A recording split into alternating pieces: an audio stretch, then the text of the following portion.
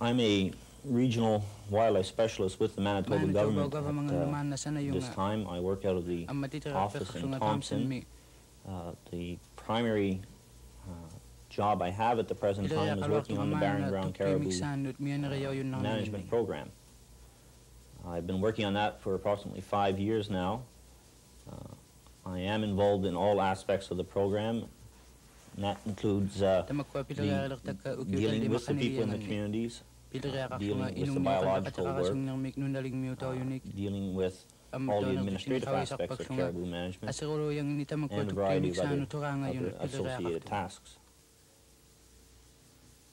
This is all in relation to the Kamanuriak herd. Is it the same herd that north? Yes, this would all be in relation to, well, this is in relation to Barren Ground Caribou Management in Manitoba. It involves two herds, which are the Beverly and the Kamanuriak herd. Perhaps the herd that we are putting the most emphasis on right at this present time is the Kamanuriak herd. For two reasons. One is we feel that it is in very low numbers, and secondly, our people of Tuduli Lake, who are traditional users of that herd, are now not getting any caribou. The people in two other Manitoba communities are at least fortunate enough to be harvesting from the Beverly herd right now. I wonder if you could show us what's been happening with caribou from the Kamanuriak herd in northern Manitoba over the last few years. The map I have here is a map showing northern Manitoba, southern Keewatin district. This is the border between Manitoba and the Northwest Territories.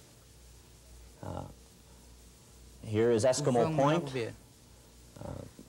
The Inuit people from Eskimo Point have been fortunate enough to have Kamanuriak caribou all through this area for many years, and they continue to be through that area. From Eskimo Point, this is Moose Lake country, South Hennick Lake, down to Knowlton Lake. Now perhaps we can take a closer look at northern Manitoba. In the 1940s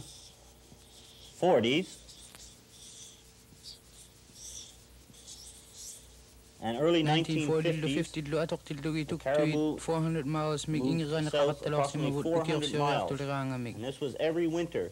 They would move south about 400 miles. That is farther down in this map. In the 1960s, early 1960, 1960 caribou only came down this far into Manitoba. The caribou would go up into the Northwest Territories in the spring, have their young up there, and every winter they would come down, but it was progressively less each year. Over the next 7 years, the caribou continued those movements north in the spring, north in the spring, south in the winter. And by 1967, in the 1960s, were only coming down this far into Manitoba. And this is a distance of only 150 miles, which is only half the distance the caribou usually came into Manitoba. This continued, the same trend continued. The caribou would go north in the spring, south in the winter, but it was less again. And by 1975, the caribou only came into, they did not even come down to Tuduli Lake, which is only 100 miles from the Manitoba NWT border. And this trend has continued now, so that in the last few years, let's say 1979, caribou only came into Manitoba 50 miles into Manitoba, and they did not stay long.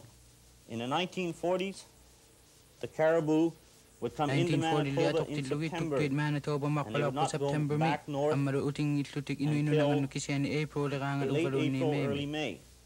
That happened right through to the 1960s and 1970s. In the late 1970s, the caribou don't come into Manitoba until late October, early November, and by late March, the caribou have all gone. In a survey just done in spring of 1981, we found no caribou from the Cameron Reactor in Manitoba. And this is the second time in the last 5 years that this has happened, and it was never known to have happened in recorded history before these last few years. From the pattern we see on the map in terms of the distribution of caribou in Manitoba, how far south they have moved, and from the figures that we have derived as biologists from surveys, it would seem that as the population gets smaller, the caribou do not move as far south each year. Theoretically, this will lead to the point that once the population has reached a limit, a lower number than at present, the caribou will not come into Manitoba at all. They will remain totally in the Northwest Territories. And as the population continues to go down, the caribou will use a smaller area. People had believed at some time in the past that wolves were one of the major factors in causing trouble for the caribou in Canada. If the caribou aren't there in northern Manitoba now, do people still see a lot of wolves, or has the wolf population The wolf population has declined tremendously in Manitoba. In fact, in the mid-50s, early 60s, there were so many wolves that a wolf program was running in northern Manitoba to try to reduce the number of wolves feeding on caribou. But since the caribou have gone from Manitoba, few wolves are spotted. I think the people, when they expressed that concern, they were saying that they felt there were a lot of wolves trailing the caribou. They had seen it traditionally in their life that the wolves trail the caribou. And they just felt that the wolves are still continuing to trail the caribou, still continuing to eat them, and as there are fewer caribou, if there's not fewer wolves, then obviously the caribou are going to go down faster. They were greatly concerned that maybe there's a lot of wolves on the calving ground. The people have expressed perhaps one of the major concerns that why there's fewer caribou is, and it's expressed by a lot of the elders in the communities, is the tagging program carried on between 1956 and 65 at Duck Lake, Manitoba, which was where the people used to live. And this has led to endless arguments in the communities. It's a very difficult subject to relate to people. What we learned from that tagging, well, we did learn at that time. That was the first. The results of that tagging gave us the distribution of the Cameron Reactor. Before that, we just knew caribou went north, they went south. We didn't know distributions of individual herds. So we learned some very important information. But people also reported finding some dead caribou with tags in their ear. And these caribou were apparently in poor condition. My personal belief is that tagging, it may affect one or two animals, but overall, it couldn't account for the decline we've seen. We didn't tag enough animals to account for that decline. But I get always a good argument with some of the elders in the communities about that.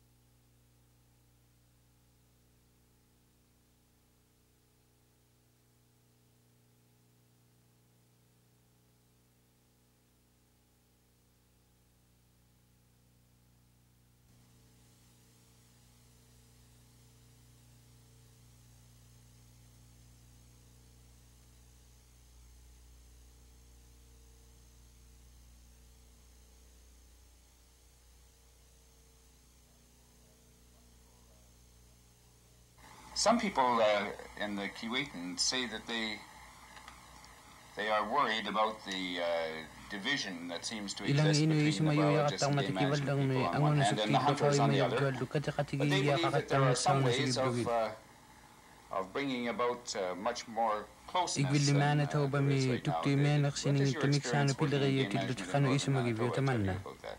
Well, I would say that, I guess as a personal philosophy, the minimum amount of management that you can get by with is probably best. I don't think people want or Inuy nila have ami more soal ng maligag restrictions sanig or tako yung makong ikalo ang regulations matatamag placed ko on na them duty than absolutely mixan. necessary. And I would suggest that if there was an abundance of animals available that Inuy sumakso tigi yung nakakakong magit ami sugpatanak duty types of manito. People these days are aware. They understand. They might not understand everything about management. Sunulok ta karong mingila ka ay mayok jual do miyanak sinulumiksan do kisi yung mangituk sa yung ukiyo magkuwak vinili kisi yung ilinyak lumalo ka ay saklungalo tamak ko miksano ka ay valdi alilaw ka ma manawlak tokta ang ila inuy nipikakataw yung mga mata inusing at miksano ikping nang nakang niyak to me. It's only when you get into a situation where there are more animals wanted by the people, then the herd can ayong naksirlakat ang Manila ang isyo naksoya ka nga tinagduti ang utaw yung mayu nakduti ni. And then you get into a problem of either increasing the herd in such a way as it can provide that annual number available for the people, ang utaw yung nang ning akik taw yari akakput uvalon ni ang utaw yung naktu inong nit akik taw yari akakput. So tayo man nito kaya kaklako lang mataman. Ultimately, the person that manages the resources. Ang una sukti lamin na si tulo akong nakasugi bakali tukto yung miksan. Tuktutul na po kuliag gainik ubalon ni si tamakaon na po. Kimayon na pong ilami si walong nik ubalon ni tamang miluktangi kauti yung nakpangit amalo tamang mi atok lonig. If you use that philosophy that he is the actual manager, I think. And carrying that further, it's people such as myself who see it from a broader scale than an individual in a community. We can provide them with a lot of information and a lot of dialogue with them as to what we think is best. And that's what the biologists should be able to do. Tell us what that herd is able to provide in terms of animals to use by people. How people choose to use those animals, how are they divided up among the jurisdictions, all of those considerations have really nothing to do with biology. There's common sense to management, and then there are certain Taman na things that isimatiyang nikot ang makaway mayok tuwa piliriang akik taw tiyawon nakto. The users of the resource Nagduti are ning ila those tok tutak people ko who stand ikpigil wala to ngun lose yang the mata most if nagduti the otik resource pa. is not there. They're not the only losers, mind you. There are a great number of Sa other alaw people ito jang in ito Canada galwat who Canada feel may very ututaw strongly ilang that kaway mayu we want matwin to nakpang just mata know tay that kani that mata great na resource nagdu. is there. Tay ko But ikpigil those who wala ngun stand yak to tay lose the kani most are tunir those who kanila have atok benefited wala in ngun the si mawud tay past. kanila So ukti. therefore, if those people Tay are man na going ila to atwin na continue to magutin benefit, nagdutinik they o ought kakataw to kata play kaya a role kakong mata in the kani decisions. palyan yang ningin ni. Now, I think that they have certain kinds of information that they can bring to bear. And I think that it only makes common sense. Tay man na ila adyong itumiktaw kaway man kang mata tay man na ititlugo ikayo kataw yaka kakko nila kani palyan yang ningin ni tukto isibunik sa me. I guess we in Manitoba have taken Manitoba milila taman na solo adyong itukot pilireng ugyalaw si mangman. There was a very early commitment to this Kangagal lang ila taman na pilireng ugyalaw mat. Manitoba ila tukto imiksan itpigi valiyalo alilaw mat. Tay ko 1950 atok tidlugit. Ang maublumi mo tikitlo ni tay kanito niyang mata. Between the 70s and the 80s, but early in the 70s, the government felt very 1970 nila atok tidlugi government ko ikpigil ila matatak ko inuit solo o kautiyo yaya kang ningit tako tukto imiksan. It's on the basis of that Taman na tidlugi ila nagduti umiyanak siningin solo titirak viktali ila kasi mawukugjuang. Matay ko kugjuang yuta inu nangan naulak pagkalwak lutik. Kisya ni tayo natitirak vignusi malang mat. Kisya ni tayo napilirang suli adjiw yugalwak Thompson Manitoba milak kanili. Tay ko ila tay kanisa na yu solo pilay kati kakasuk pang matanu na ling ni tay ko ni nga tuktunik atulwak tunik. And of course, in Manitoba, we took the approach that Tamani la consultation Manitoba mi involved a sort of ukakatigig two-way yalila wapta. dialogue. So ukakatigig butalo amma tusaka ni katigigun nagakang niptinit kawi lila wapta. Taman na tilugo katimayibut akikan nila laksima utukti miksan nut kanga kadagdulak tangila.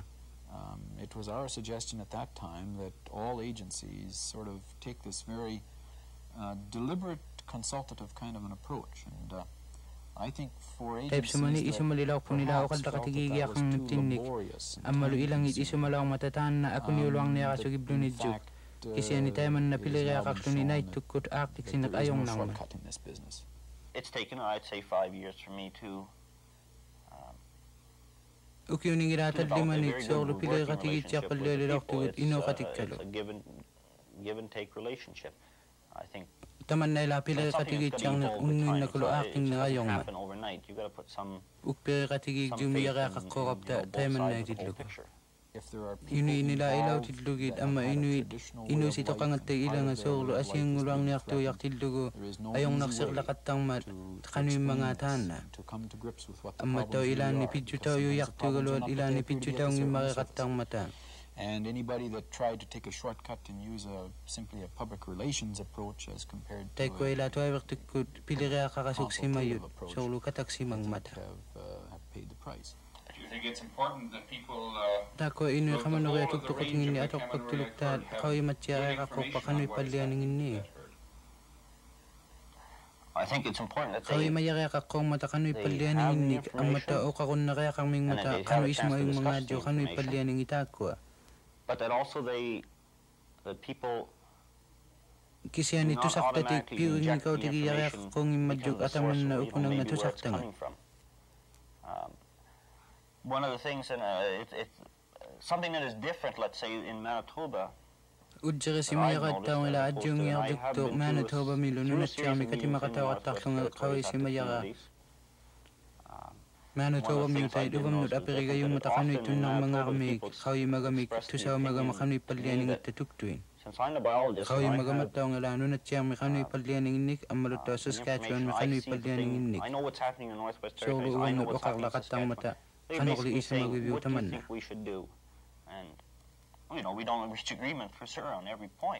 Ang katigingin na katangig kaluak tugot ang magpamiksanod.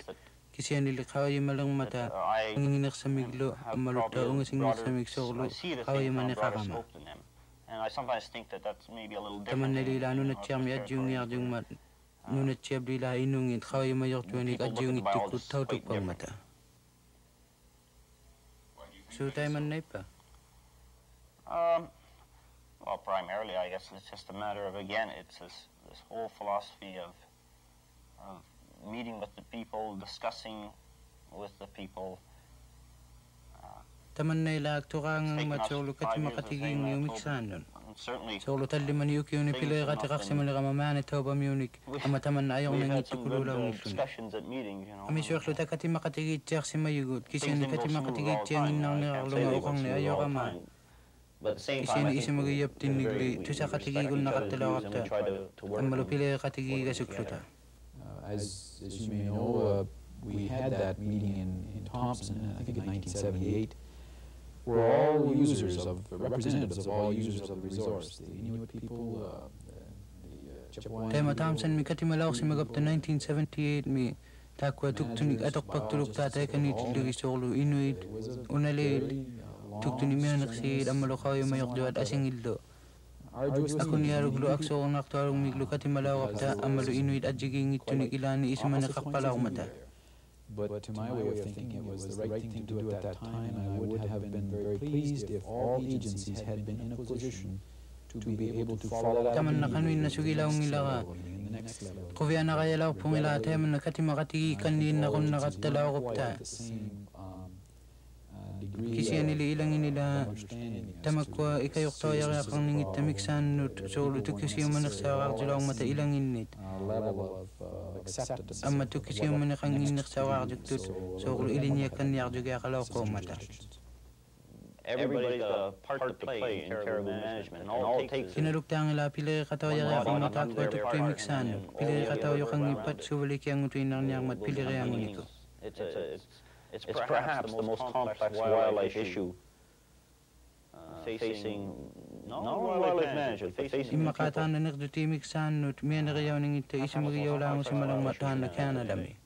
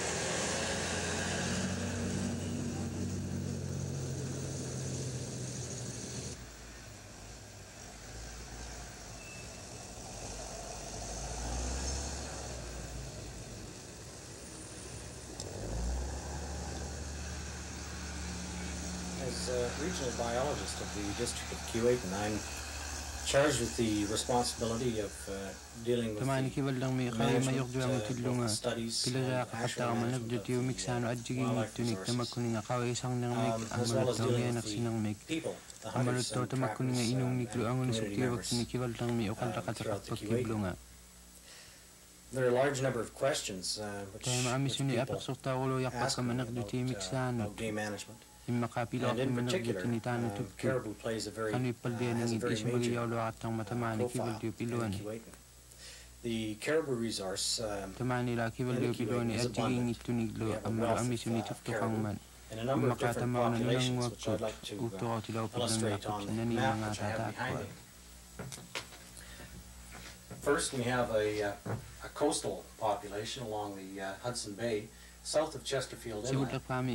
This population we call the Kamanariak herd. It occupies an area approximately this.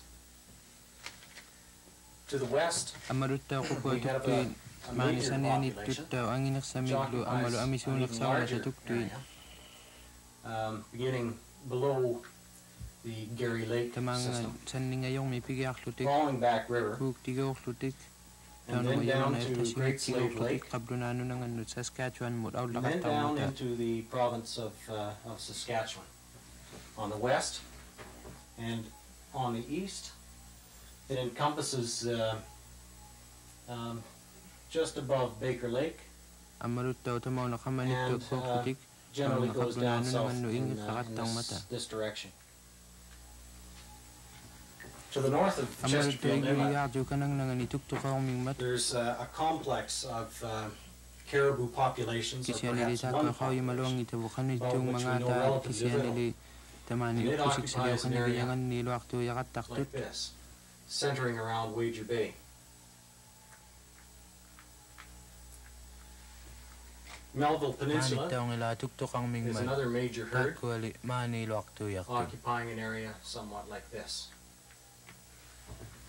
On Southampton Island, we have a reintroduced population, the population was reintroduced in 1967, and by and large it occupies an area something like this. In addition, we have a small population on Coates Island.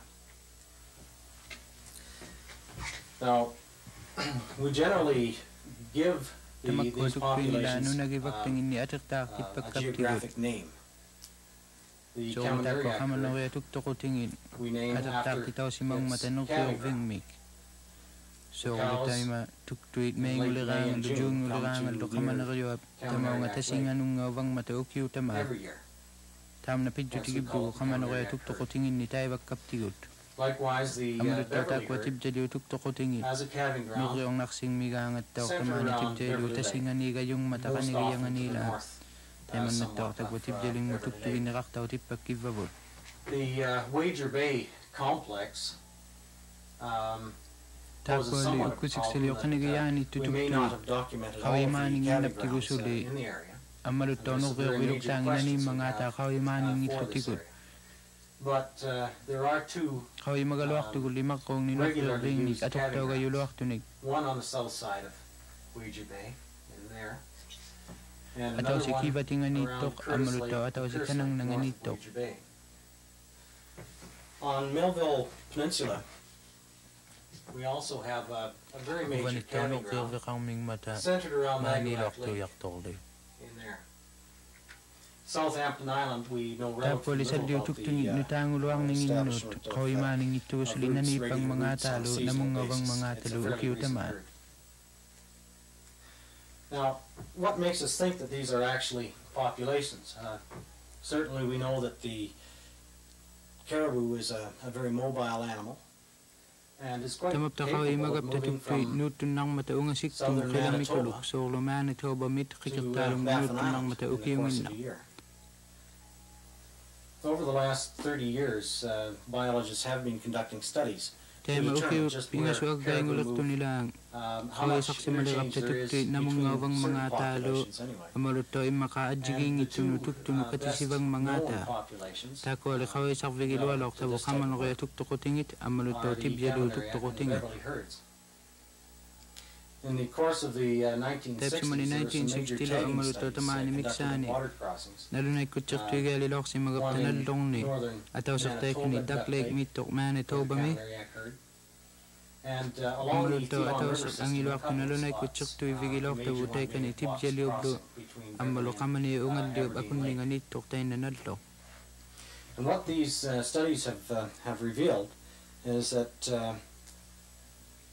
the tag returns, which we get from caribou killed by hunters, have shown that there is some similitude between the populations. But by and large, the majority of animals tagged at these sites and subsequently shot have been shot within the known boundaries of the herd. Now that's, as I say, not to mean that there isn't some exchange. For example, an animal that's tagged at Beverly Lake was taken here for a point. Other animals tagged at site were shot.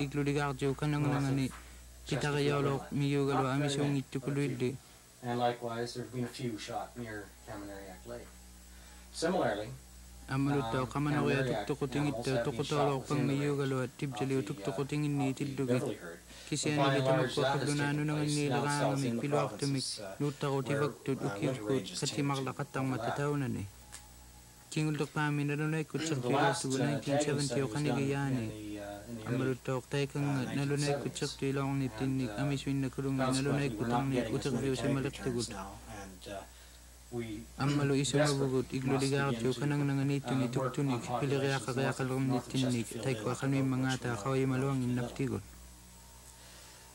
I like to take every opportunity when I visit the settlements in the Keewatin to explain these techniques and others. How do we measure populations? And the reason why we want to do that in the first place. There are a number of very important concepts which we must deal with and how they change.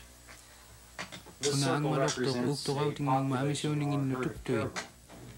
And the ways in which the numbers of animals in this population can change are by births,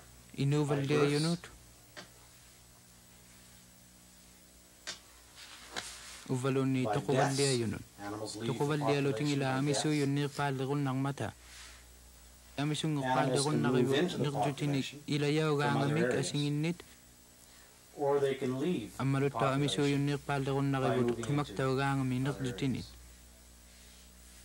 When we're talking about this aspect of population change, animals coming into the herd by being born, we actually don't deal with the calves themselves until they're 1 year of age. The reason we don't do this is because calves have naturally very, very high mortality rate, which levels, or death rate, which levels off as they reach 1 year of age. And after that, their death rate or survivorship over a year is essentially the same as an adult animal. There are two major causes of death in caribou. One is the group which I call natural causes, being one. Animals die from disease, they die from accidents, they die from drownings. And also animals die from human harvest. And these are the two major areas then. Takoy lamang ko isumagsak sa ko tigilwak pagtabot o kao sa kalagang ang tatutui tukutawang ningin ni. If deaths exceed the number of yearly caribou coming into the population, then the population begins to decline. Likewise, if there are more animals walking away from or moving away from the population, then there are animals coming into the population from other areas. I've previously pointed out that movements into a population and out of a population from other areas and to other areas generally appears to be insignificant. Therefore, we're dealing mainly with births and deaths. The major factor in causing change. One of the most convincing pieces of evidence that the herd is declining is the shift in its range over the last 30 years. During the 1950s, it extended its southern limit extended considerable different distance down into Manitoba. That range was constricted northwards during the 1960s in the upper part of Manitoba during the wintertime. And finally, during the 70s, it remained virtually within the confines of the Great. During the 1980s, I would predict that the herd will continue to shrink its range use northwards into approximately this area, more or less eliminating this point. And this has rather major implications because the human population is concentrated in the northern section of its range right now. This means that the people living in this area will not see a functional change in the density or availability of caribou to them, although the absolute numbers in the herd are declining rather severely. The difference has been noted, mind you, by the people on the southern limit of its range.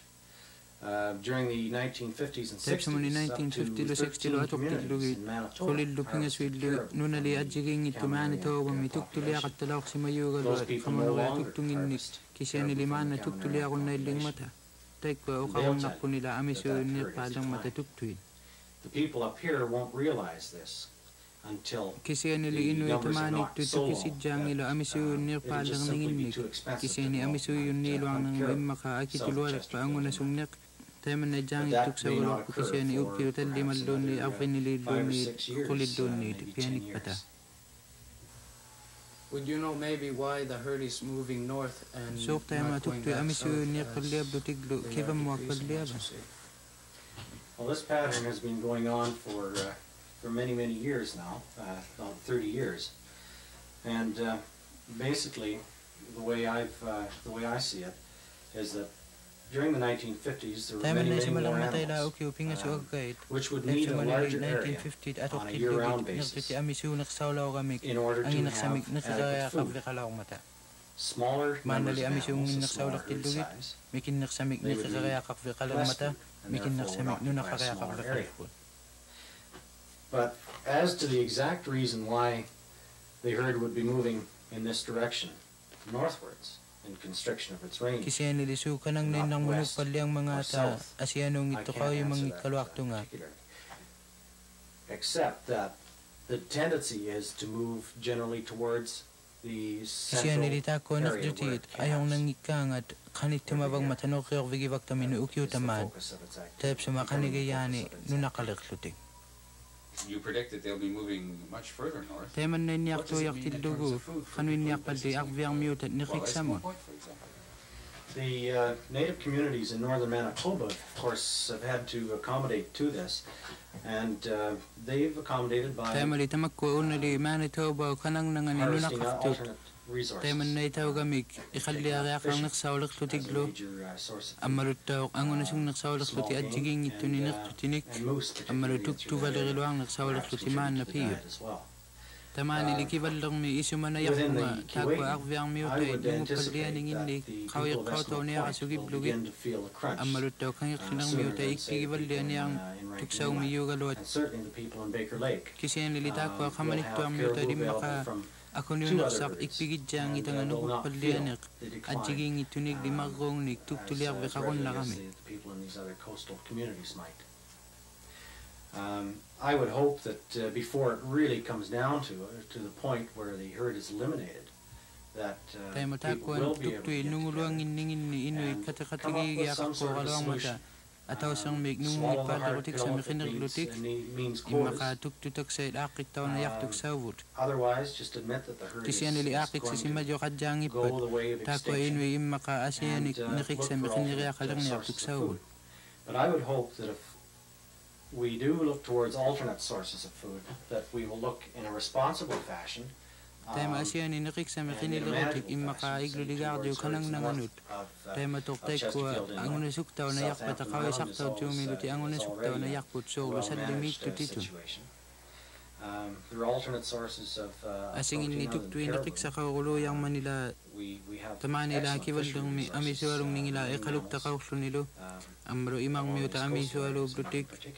So I don't think that people Taiman na tilugo inui kali jang ituk so yugalo kisiyan iniribak tangit asyan nguluang niya kong mata. Kawai magalak mata na ayong na itukulo jang ima. Tama nila kiwal dong minu nakaklo nga. Ang una so katawag sungalo kiwal dong miuta o unit. I share meals with them. Amalot taw na katikakpak nga inong nituk I tumik. know the extent to which people rely on the caribou. Inui nila man na tuktuguk kalo-galo at if they think about their future, though, the cultural aspects of caribou hunting. si Wunik sa muldi isumablo ni tuktukan na ko'y nakaluang Manila si Wunik saktaw tuktugo. Retain into posterity.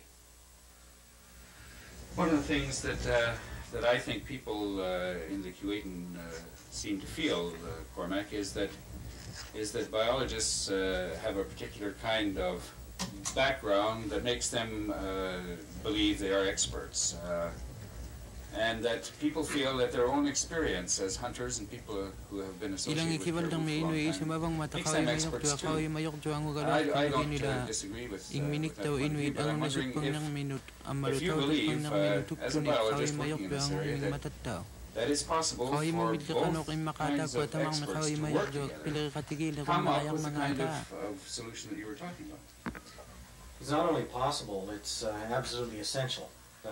Ayok nang ituin nang ito ko na kasi ani pili katigi makikaya kakukota ko kaway mayok jual amuluta magko inuy tukto ni kaway mayud kamano kaya tuktungin ni naong ito kasi ani asingin nito tukto ni vast wealth of local information which should meet with the technical information being generated from studies.